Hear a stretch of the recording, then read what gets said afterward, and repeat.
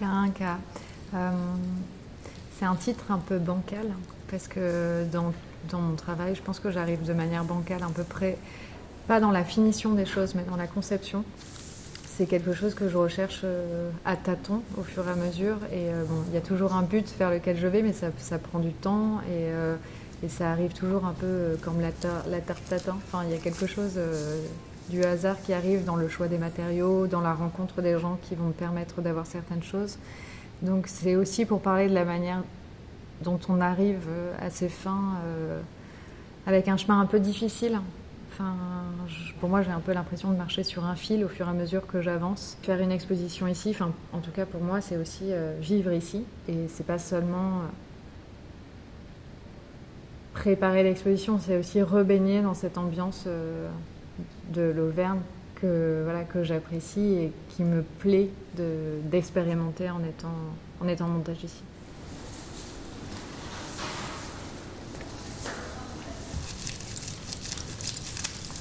Je m'intéresse à ces matériaux parce que je suis une cueilleuse.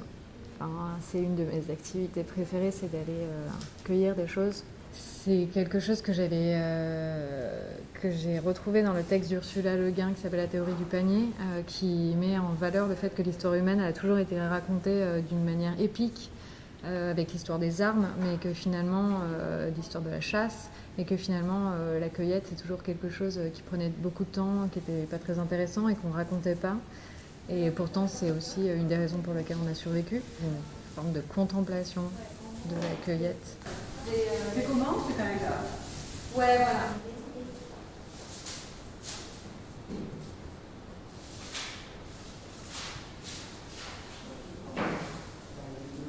Sur la corde la plus haute. Tac, tac, tac. Ouais, voilà. Et dès qu'il n'y en a plus, on arrête. Et après, là, peut-être on mettra de l'avoine. Et tout le reste, on met blé dur. On verra ce qui nous reste ici pour savoir ce qu'on met. À l'étage, on a un grand drapé de céréales qui accueille une série de céramiques qui sont des gros pots qui ont été réalisés à la borne. C'est des gros pots qui semblent accueillir quelque chose, mais ils sont vides. Mais tout autour d'eux, il y a un ensemble de graines. Et autour d'eux, il y a aussi des dessins qui sont réalisés avec différents types de graines. C'est des dessins qui sont faits à la main, un peu comme on peut faire les mandalas en Inde en tout cas. Les graines coulent entre les mains et je les dépose doucement. Donc c'est des dessins de grande envergure et en même temps d'une simplicité folle. On va dire que le contenu est à côté d'eux. Et cet été, j'étais à la borne, je faisais ma cuisson. Donc je cuisais mes céramiques et au même moment, il y avait tous les champs de céréales qui commençaient à être moissonnés.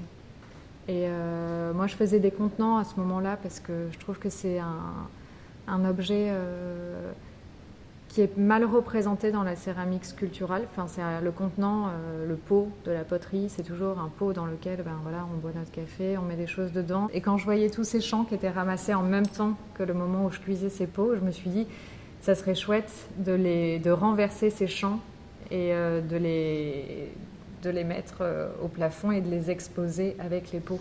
On a fauché. On est allé couper 500 mètres carrés de différents types de céréales. C'était périlleux et je ne savais pas trop vers où j'allais et au final je me sens assez soulagée. Mais voilà, il a fallu 2 semaines de montage commencer à percevoir ce que ça allait donner. Donc c'est un peu pour évoquer cette idée-là, parce que c'est vrai quand on arrive sur un objet final d'exposition, on a toujours l'impression que tout est très tendu comme ça et tenu. Et malgré tout, pour moi, c'était vraiment un travail d'équilibriste et j'avais envie qu'on le ressente quelque part. Les matériaux, comme une possibilité de les cueillir, c'est peut-être le regard particulier que j'ai sur les matières naturelles. Et des fois, il y a des grands hasards. Par exemple, dans la dernière salle, la salle de la grotte, j'ai utilisé du crin de cheval. Donc, j'ai prélevé sur les queues des chevaux à peu près 1 cm de diamètre, hein, c'est vraiment minuscule, sur différents types de chevaux qui avaient différentes robes, différents crins. Et je me suis rendu compte que dans les robes des chevaux, on avait exactement les mêmes couleurs que dans les couleurs d'argile. On avait les mêmes nuances. Et ça m'a extrêmement troublée. Et je suis allée prélever ces crins pour faire un tressage et soutenir les céramiques qui sont exposées dans la grotte.